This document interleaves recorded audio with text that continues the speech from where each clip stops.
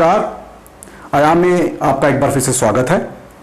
जैसे कि आप जानते हैं कि मेरा ये प्रयास है इस चैनल के माध्यम से कि मैं भारतीय साहित्यकारों, रचनाकारों की रचनाएं आपके सामने प्रस्तुत करूं और आपको ये बता दूं कि उनकी रचनाओं में भी कितनी धार है, जैसा कि विश्व के अन्य साहित्यकारों की लेखनी में होती है।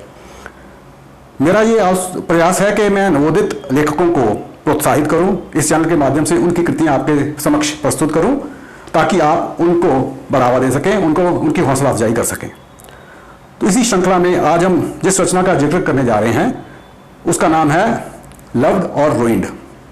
ये अंग्रेजी में लिखी हुई एक कहानी है जिसको लिखा है एक बहुत ही नवोदित लेखक ने, जिसका नाम है राधिका आनंद। राधिका व्यवसाय से तो आईटी की प्रोफेशनल है और एक खूबसूरत शहर चंडीगढ़ में रहती हैं, लेकिन कहानियाँ और किस्से कहने की उनको शौक है। आसपास के वातावरण को वो ऑब्जर्व करती हैं और उसके बेसिस पे कहानियाँ लिखती हैं और आपके सामने प्रस्तुत करती हैं। इसी श्रृंखला में उन्होंने अपना ये पहला उपन्यास लिखा है जिसका नाम है लव्ड और रूइंड।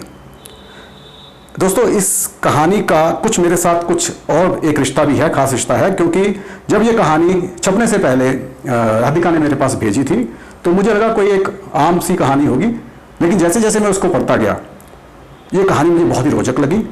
इस कहानी में बहुत सारे उतार चढ़ाव मुझे नजर आए और ये तो सिर्फ वक्त की बात ही थी कि ये कहानी सबके सामने उपन्यास के रूप में प्रस्तुत होती। तो हमने फिर इसको प्रकाशित करने के लिए काफ़ी जद्दोजहद की और फिर इस कहानी को प्रकाशित किया गया, जो उपन्यास मैं आज आपके सामने प्रस्तुत करने जा रहा हूँ, जिसका नाम है लव्ड और रूइंड। जैसे कि अब इस कहानी के ऊपर थोड़ा चलते हैं। कहानी एक यंग लड़की कृधा की कहानी है ये, जिसके पिता का देहांत जन्म से पहले ही हो गया था और उसकी माँ ने उसको अकेले ही पाला पोसा। फिर भी उसकी माँ शशि ने उसकी परवरिश में कोई भी कमी नहीं रखी। कृधा को हर जिंदगी में हमेशा एक बात खलती थी कि उसकी जिंदगी में हमेशा सूनापन सा रहता था। पिता के ना होने के कारण वो थोड़ा सा प्यार के मामले में समझती थी कि उसको प्यार कुछ कम मिल रहा है। जिंदगी में उसके बहुत सारे प्रेमी आते हैं, लेकिन कोई भी ऐसा नहीं है जो उसके दिल की गहराइयों को छूता, और हर कोई उसको दुखी करके ही जाता है। इसी कहानी के मोड़ में एक बार उसकी माँ का भी उससे बिछड़ जाती है, उसकी माँ उससे। जब भी आपको लगता है कि कहानी एक स्ट्रेट फॉरवर्ड जा रही है, सीधी जा रही है, तभी उसमें एक अचानक एक घुमाव आता है। एक कहानी की रोचकता में जिसके लिए जो जितनी एक लेयर्स होनी चाहिए वो सब इस उपन्यास में उपलब्ध हैं।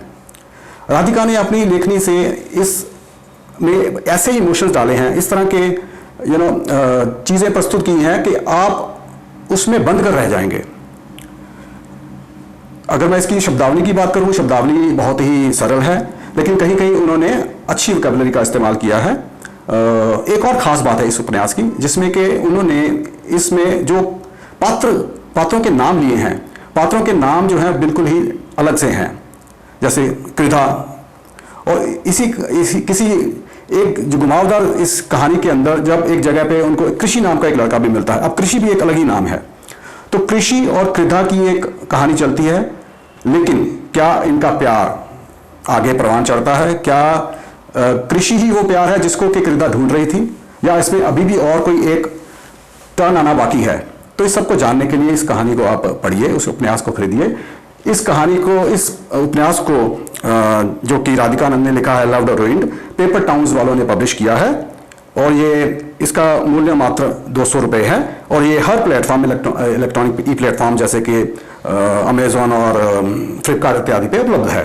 तो इसको आप पढ़िए, इसको खरीदिए और इसके बाद इसका लुत्फ उठाइए और मेरे चैनल को आप सब्सक्राइब कीजिए, लोगों के साथ शेयर कीजिए। और मेरा ये आज का कैसा लगा आपको एपिसोड, उसके बारे में अपनी राय दीजिए। धन्यवाद।